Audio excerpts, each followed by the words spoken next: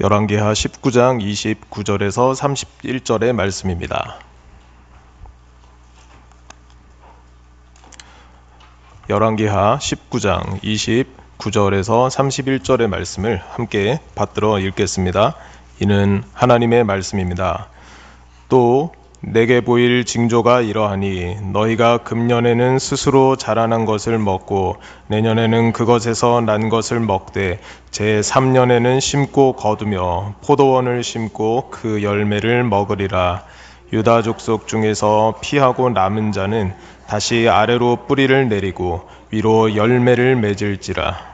남은 자는 예루살렘에서부터 나올 것이요 피하는 자는 시온산에서부터 나오리니 여호와의 열심히 이 일을 이루리라 하셨나이다 하니라.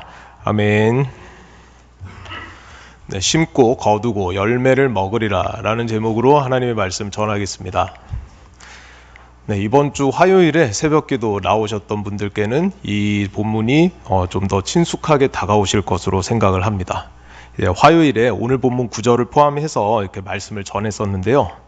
오늘 함께 나누게 될 선교사님을 생각을 하면서 딱 이 말씀이 떠오르는 것이었습니다. 네, 오늘 본문은 하나님께서 남유다를 아수르의 침략으로부터 지켜주신다는 약속입니다. 자, 29절에서 이스라엘 백성들이 이번 연도에는 스스로 자라난 것을 먹고 내년에는 그것에서 자라난 것을 먹고 내후년에는 직접 파종하고 수확한 것을 먹으리라는 아주 자세한 약속을 주셨습니다. 자, 여러분, 이것이 얼마나 대단하고 자세한 약속인지 한번 잘 생각해 보십시오.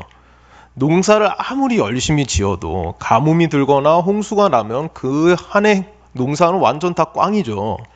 자, 그런데 심지도 가꾸지도 않은 농작물로 한 해를 나고 그리고 또 자생한 그 농작물로 한 해를 더해서 총 2년을 농사 짓는 수고를 하지 않아도 식량 걱정이 없게 해주신다는 것입니다. 아수르에게 성읍들을 점령당하고 백성들이 포로로 끌려가는 통에 이 제대로 농사를 지을 수 없었던 이스라엘 민족에게 남유다 백성들에게 하나님께서 긍휼을 베푸셔서 특별히 먹을 것을 해결해 주셨던 것이죠. 자, 그런데 이 3년째를 보십시오. 3년째에는 직접 파종하고 수확한 것을 먹게 될 것이라고 하셨습니다. 스스로 농사를 지어서 먹을 수 있도록 삶의 기반이 회복되게 해주시고 수고할 수 있는 힘과 여건을 주시고 또 수고한 만큼 성과가 나올 수 있게끔 모든 환경을 보장해 주시겠다는 것이죠. 이렇게 하나님은 우리가 도무지 손을 쓸 수 없는 그런 절망 가운데 빠져 있을 때 알아서 특별히 은혜를 주셔서 힘든 상황을 버티고 이기게도 하시고요. 그리고 하나님께서 주신 몸과 마음을 잘 활용해서 노력한 만큼 결실을 맺게도 해주시는 것입니다. 이스라엘 백성들에게 그렇게 해주셨듯이 우리에게도 단 한순간도 관심과 은혜를 거두지 않으시는 신실하신 하나님을 믿으시고 감사하시는 저와 우리 모든 성도님들 되시길 바랍니다. 그런데 여러분, 우리는요, 이 29절의 약속이 성취되고 난 다음에서야 알게 되었습니다. 약속이 성취되기 전에 이 약속을 오늘 처음 들은 히스기야의 마음은 어땠을까요? 이 약속은 히스기야 왕에게 하나님께서 주신 약속입니다. 자, 지금 아수르 대군이 치고 올라오려고 밑에서 진을 치고 있는 상황입니다.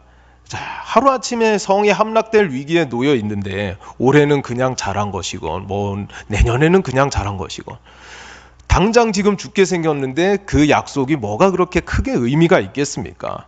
과연 지금 우리가 듣는 것만큼 그렇게 은혜롭게 다가왔을까요? 불안해 죽겠는데 내년, 내후년이 무슨 의미가 있겠냐는 말입니다.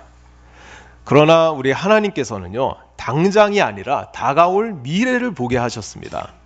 나를 믿고 눈앞에 보이는 것이 아니라 보지 못하는 것을 보라고 말씀하시는 것입니다. 당장이라도 이 아수르가 밀고 들어올 것 같던 그 위기의 순간에도 하나님의 관심은 위기를 모면하는 것이 아니라 그 어려움을 견디고 이기고 성장하여서 우뚝 일어서게 될 미래에 있습니다.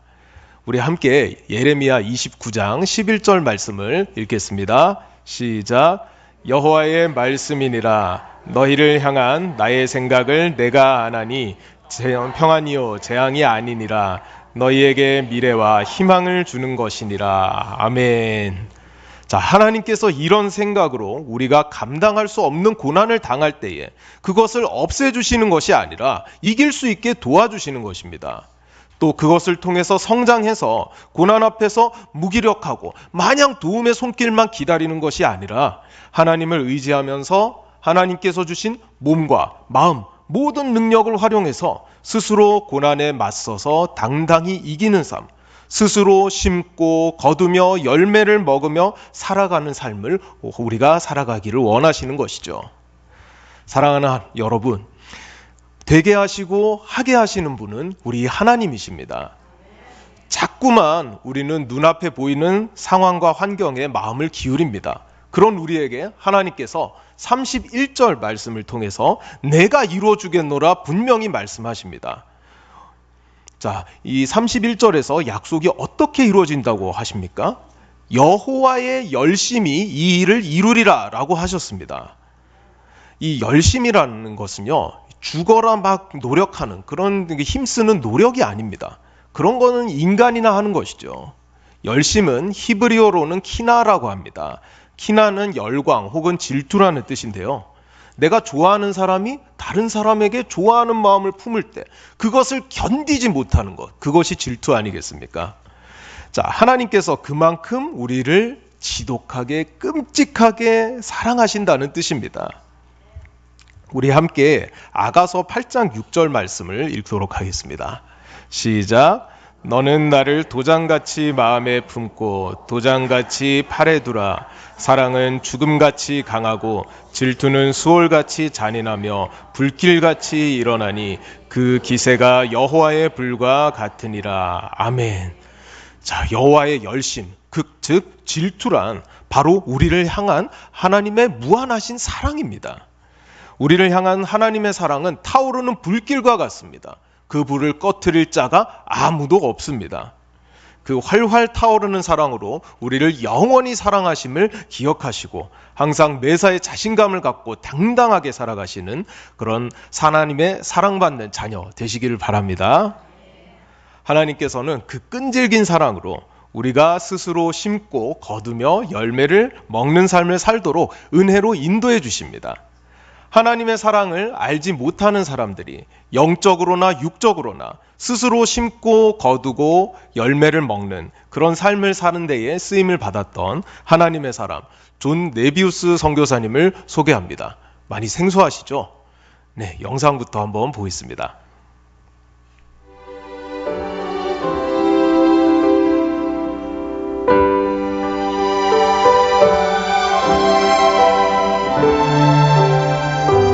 I, the Lord of sea and sky, I have heard my people cry, all who dwell in dark and sin, my hand will save.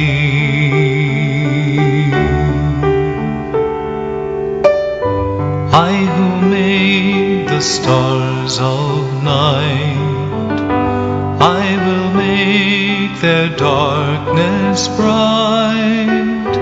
Who will bear my light to them? Whom shall I send? Here I am, Lord. Is it I, Lord? I have heard you calling in the night. I will go, Lord, if you lead me. I will hold your people in my heart.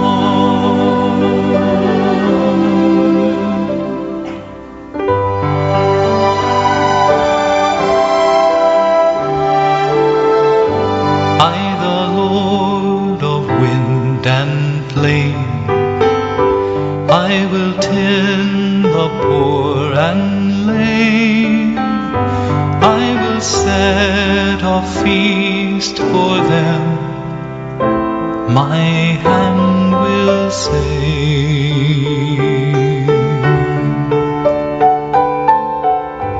Finest bread I will provide, till their hearts be satisfied.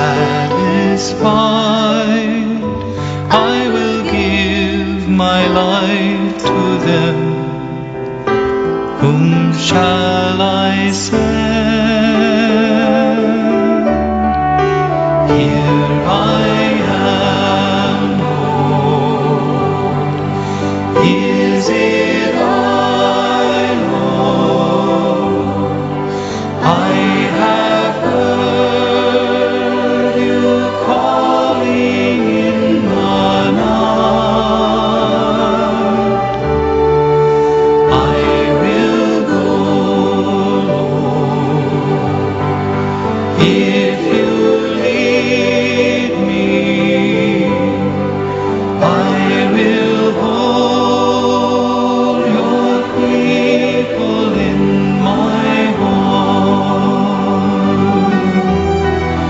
I will hold your people in my heart.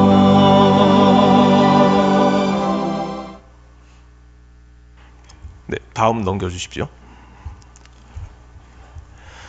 네, 이제 네비우스 선교사님에 대해서 말씀드리겠습니다. 아마 처음 들어보시는 분들도 많을 것으로 생각을 합니다. 네, 다음이요. 네, 화면에 숫자가 3개 나오는데요. 이건 연도입니다.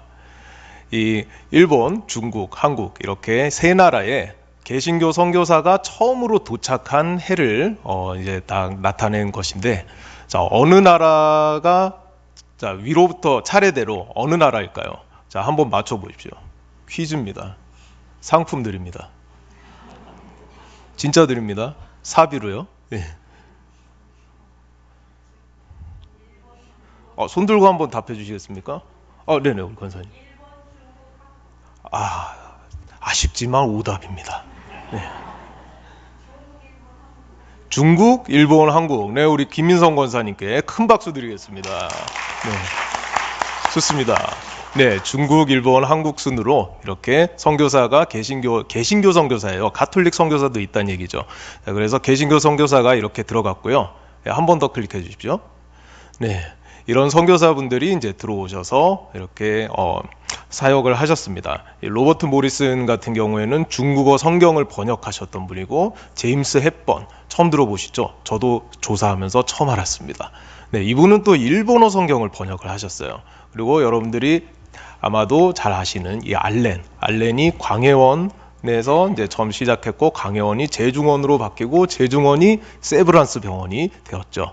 네, 그래서 알렌이 네, 대한민국 최초의 선교사인데, 근데 사실 알렌 이전에도 오신 분이 있었습니다. 독일의 칼 귀틀라프라는 분이 있었는데, 그분은 이제 한 달 계시다가 가셨어요. 그 당시에는 이제 우리가 국호를 개방하지 않았기 때문에, 그래서 이제 한국 최초의 정주 선교사로서 이렇게 알렌을 꼽곤 합니다. 다음 연도에 우리가 잘 아는 언더우드 선교사님이 들어오셨죠. 네, 다음이요. 네, 그래서 이렇게 이제 연도를 말씀드린 것은 그러니까 한국보다 중국에 훨씬 더 이전에 들어갔었는데, 오늘날의 선교의 성과를 볼 때 어떻습니까? 우리가 한국이 정말 월등히 앞서고 있고, 그리고 한국은 이제 선교사를 파송하는 나라가 되었죠. 그렇게 된 데에는 이 네비우스 선교 정책이 큰 역할을 담당했다고 할 수가 있겠습니다. 그러면 과연 네비우스 선교 정책이란 무엇일까요? 다음이요. 네, 3자 원칙을 기본으로 하는 이 자전, 자립, 자치, 이 3자 원칙을 기본으로 하는 선교 전략을 이 네비우스 선교사님이 이렇게 제시를 했습니다. 이 자전, 자립, 자치가 또 무엇이냐 한번 알아보겠습니다. 넘겨주십시오. 자, 자전. 네, 한번 클릭. 토착민이 토착민을 전도하게 해야 된다는 것입니다. 현지인이 현지인을 전도하는 거죠. 중국인이 중국인을, 한국인이 한국인을. 자, 그런데 여기서 잘 생각해 봐야 됩니다. 어차피 이제 선교사님들이 들어오시면은 언어가 안 되잖아요. 언어가 안 되기 때문에 어차피 전하는 거는 현지인을 통해서 해야 됩니다. 그러면 토착민이 토착민을 전도하는 것은 당연한 것인데 무슨 소리냐 하면은 이게 자발성에 따른 문제이죠. 처음에는 이 선교사님들이 들어가서 사람을 사서 고용을 해가지고 그렇게 개척을 시키고 전도자를 시켰습니다. 근데 그렇게 되니까 이 사람들이 전도의 구령의 열정보다는 이 쌀을 보고 오는 라이스 크리스천, 쌀만 바라보고 그렇게 이제 직업으로 생각하고 그렇게 취직 개념으로 하는 그런 사람들이 생겼죠. 그래서 이것은 안 된다. 자발적으로 해야 된다. 그렇게 해서 토착민이 토착민을 전도하게 하는 이 자전 원칙을 세웠습니다. 그리고 다음으로 자립입니다. 토착민이 토착교회 목회자의 생활비와 교회 운영을 책임진다는 것입니다. 선교비 지원이 들어오면은 그 옛날에 지금도 이제 이 원달러 환율이 아시겠지만은 옛날에 얼마나 그 선교비로 받는 그 지원금으로 받는 돈이 어마어마했겠습니까? 그러다가 보니까 이 선교사를 의지하는 거죠. 돈 없으면 선교사한테 달라 그러고, 자, 그렇게 해서는 교회가 성장하지 않는다. 그래서 토착민이 토착교회 목회자의 생활비, 사례비와 교회 운영도 책임을 지도록 하였습니다. 자, 그리고 자립입니다. 토착교회의 문제를 토착교인들이 처리한다. 네, 토착교회의 리더십을 세워줘서 자기네들 문제는 자기네들이 알아서 처리하게끔 했다는 것입니다. 선교사가 이래라 저래라 하면은 언제까지 선교사의 영향력 아래에 있을 수밖에 없기 때문이죠. 네, 다음이요. 그래서 이 자전, 자립, 자치 이 세 가지 원칙을 가지고 이렇게 세웠던 방침 5가지에 대해서 간략하게 말씀을 또 드리도록 하겠습니다. 첫 번째로 교회 지도자들은 자기 동네에서 직업을 갖고 자립 생활을 하면서 동역자와 이웃에게 복음 전도 사역을 해야 한다. 네, 이렇게 우리가 지금 교회 다니는 사람들은 술을 먹는 것을 죄악시하지 않습니까? 선교사님들이 초반에 들어와서 보니까 이 너무 동네에 이렇게 한량들이 많더라는 것이죠. 그렇게 해서 정신 차려라. 너네들 일해라. 그리고 이웃들에게 본이 되고 그렇게 똑바로 살아라. 이렇게 해서 이제 이런 사람들의 정신 구조부터 바로 잡아주었다는 것입니다. 네, 다음이요. 선교사는 토착교회에 필요하고 스스로 운영이 가능한 사역과 기관들을 개발해 주어야 한다. 언제까지 선교사에게 모든 것을 맡기고 모든 것을 의존하지 않도록 현지인들이 스스로 알아서 할 수 있게끔 사역을 만들어 주는 것이죠. 현지인들이 참여할 수 있는 것들을 계속 개발해 주고 그렇게 수준에 맞춰서 교육도 해주고 그런 일들을 했다는 것입니다. 다음이요. 토착교회가 스스로 목회자를 세우고 생활비를 부담해야 한다. 네, 다음이요. 예배당은 토착교회 교인들의 헌금과 노력으로 마련하되 토착 양식으로 지어야 한다. 네, 지금도 우리가 건축을 하려고 하면은 굉장한 마음을 먹고 온 교인들이 기도하면서 헌금하면서 그렇게 해 나가는 것이 건축인데 그 옛날에 얼마나 힘들었겠습니까? 그런데 그 옛날에도 이런 성과들이 있었습니다. 다음이요. 네, 전북 김제의 금산교회인데요. 아직까지도 이 건물이 지금은 이제 사적지로 이렇게 남아 있습니다. 보시면은 이제 기와집에다가 건물이 이렇게 기역자 형태로 돼 있어요. 왜 기역자 형태로 돼 있을까요? 너무 잘 아십니다. 이러면은 준비해온 제 정성이 준비하는 과정에서 많은 은혜를 받았기 때문에 다음이요. 네, 안의 구조가 이렇죠. 그래서 꺾어진 데서 설교자가 설교를 하고 잘 아시는 것처럼 다음이요. 네, 이렇게 남녀 7세 부동석, 남녀가 나뉘어서 이렇게 예배를 드렸다는 것입니다. 그렇게 이제 이 네비우스 원칙에 따라서 이렇게 예배당을 지었던 것이죠. 네, 다음이요. 자, 매년 토착교회 지도자들에게 집중과정으로 성경과 교리를 가르쳐야 한다. 이것을 아예 의무사항으로 만들어 놓은 것입니다. 교육을 하건 말건 놔두자 이게 아니라 서로 그냥 교육시켜가지고 어떻게든 현지인을 성장시키자는 마음으로 똘똘 뭉쳤던 것이죠. 네, 다음이요. 그래서 선교부와 선교사에, 그러니까 선교부라고 하면은 해외 파송 선교부를 얘기를 하는 겁니다. 해외 파송 선교부와 선교사에 현지인에 대한 간섭과 통제는 최소화하면서 토착교회의 지도력과 자력 성장은 최대화했던 것이 이 네비우스 플랜이었습니다. 네비우스 선교 정책이었죠. 그래서 한국 선교사들이 이것을 적극 수용했고 한국 교회의 부흥과 유지에 큰 역할을 했습니다. 자, 1907년 하면은 우리가 어떤 일이 있었습니까? 평양 대부흥 운동이 있었죠. 그렇게 해서 초반에 한국 교회가 정말 뜨거웠습니다. 뜨겁다가 1940년이 돼서 일제가 선교사 추방령을 내려버려요. 그래가지고 선교사들이 다 쫓겨납니다. 그런데도 그때 이 네비우스 플랜 하에서 그렇게 성장했던 이 한국 교회가 오히려 무너지지 않고 자기네들끼리 다 이렇게 단결을 해가지고 잘 교회를 유지하고 계속 성장을 시켜왔다는 것입니다. 네, 다음이요. 자, 그렇지만 네비우스 플랜이 완벽하지는 않습니다. 토착교회의 유지와 관리에 집중을 했기 때문에, 그러니까 교회 중심으로 했기 때문에 사회봉사나 구제사업은 나 몰라라 하고 우리 교회 살리는 게 우선이었다는 것이죠. 그래서 그런 것에 소극적인 것이 또 문제이다. 그리고 자, 토착교회 지도자 양성 권한을 선교사가 독점을 하였습니다. 그래서 사실은 이제 독점을 하려고 독점을 했다기보다는 저는 그렇게 생각합니다. 사실 이제 교육을 시켜가지고 어느 정도 성장을 해야지 또 다른 사람들을 가르칠 수 있을 것인데, 그래서 이 본의 아니게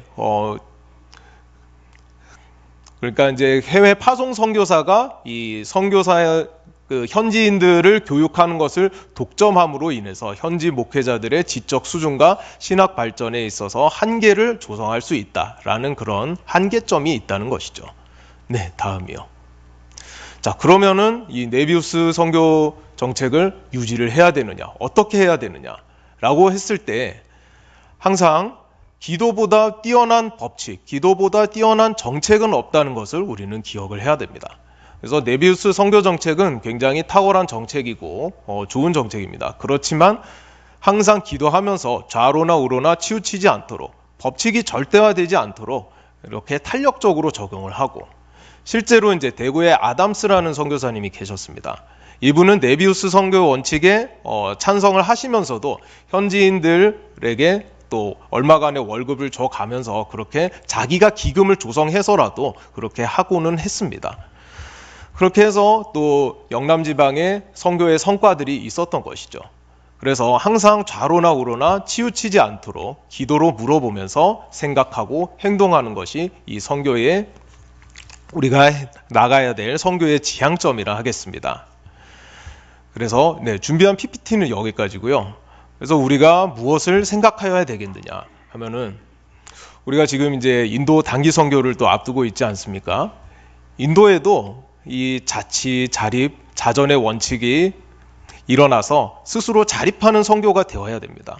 그래서 우리 보내시는 선교사님들, 우리 가시는 11분들도 있지만은 우리 보내시는 성도님들이 우리 인도를 위해서 기도해 주십시오. 인도에도 스스로 심고 거두고 먹을 수 있도록, 그렇게 영적 재생산이 스스로 일어날 수 있도록 그런 환경이 이루어지도록 기도해 주시고, 그렇게 항상 우리가 기도하는 가운데 하나님의 뜻을 물으면서 하나님의 선교가 이루어지도록, 하나님께서 일하시도록 열심히 기도하는 우리 모든 영광교회 성도님들이 되시기를 바랍니다. 아멘. 네, 함께 기도하겠습니다. 감사합니다, 주님. 우리에게 네비우스 선교 정책을 배우게 하시고 스스로 일어서는 것에 대한 중요함을 깨닫게 하심에 감사드립니다. 하나님, 우리 한국교회가 정말 스스로 일어났던 것처럼 이 세상의 모든 교회들이 스스로 일어나기를 원합니다. 하나님, 함께하여 주시옵소서. 안 될 것 같아도 하나님께서 하시면 다 됩니다. 주님, 믿음으로 기도하게 하시고 믿음으로 선교하게 하여 주시옵소서. 감사드리며 모든 것 예수 그리스도 이름으로 기도드리옵나이다. 아멘.